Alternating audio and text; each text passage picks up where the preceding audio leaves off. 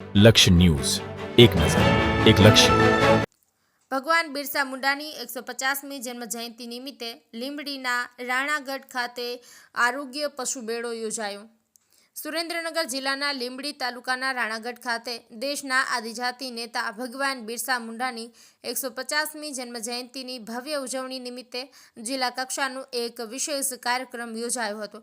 આ કાર્યક્રમના ભાગરૂપે સુરેન્દ્રનગર જિલ્લાના પશુપાલકો માટે પશુપાલન વિભાગ દ્વારા એક આરોગ્ય પશુ મેળાનું સફળ આયોજન કરવામાં આવ્યું હતું. આ મેળામાં આસપાસના ગામોના અનેક પશુપાલકો ઉત્સાહભેર ભાગ લીધો હતો, જેનો મુખ્ય હેતુ પશુધનને વિનામૂલ્યે અને સમયસર તબીબી સહાય પૂરી પાડવાનો હતો અને પશુપાલકોને તેમના પશુઓની સંભાળ વિશે જાગૃત કરવાનો હતો.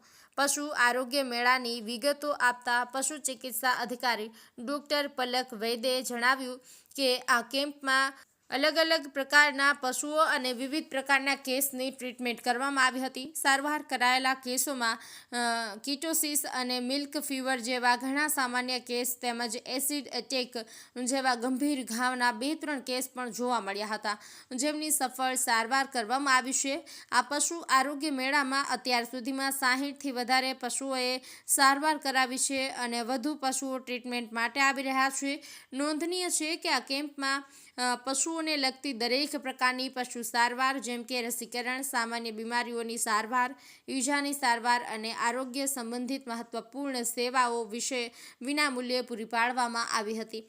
આ પશુ આરોગ્ય કેમ્પ થકી સ્થાનિક પશુપાલકોને પોતાના પશુઓના સ્વાસ્થ્ય જાળવવામાં ઘણી મોટી રાહત મળી હતી.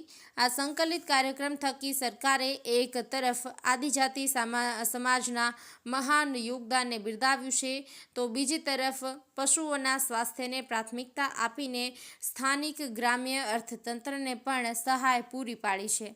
આ પ્રકારના પ્રયાસો દ્વારા સરકાર રાષ્ટ્ર નિર્માણમાં દરેક વર્ગના યોગદાનને મહત્ત્વ આપી અને સાથે જ ગ્રામીણ કલ્યાણના કાર્યોને પણ વેગ આપી રહી છે.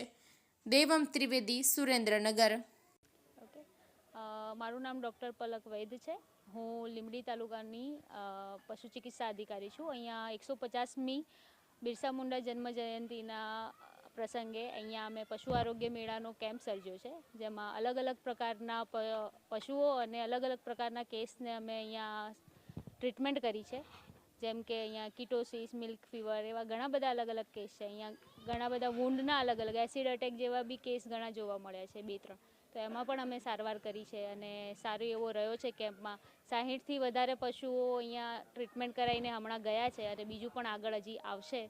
અહીંયા 3,000થી 3,500 જેવા અહીંયા પશુઓની વસ્તી છે અને જોઈએ આગળ સારા એવા કેસ આવશે અને અમે સારી રીતે એની ટ્રીટમેન્ટ અને સારવાર આપી શકીએ એવું કરીશું.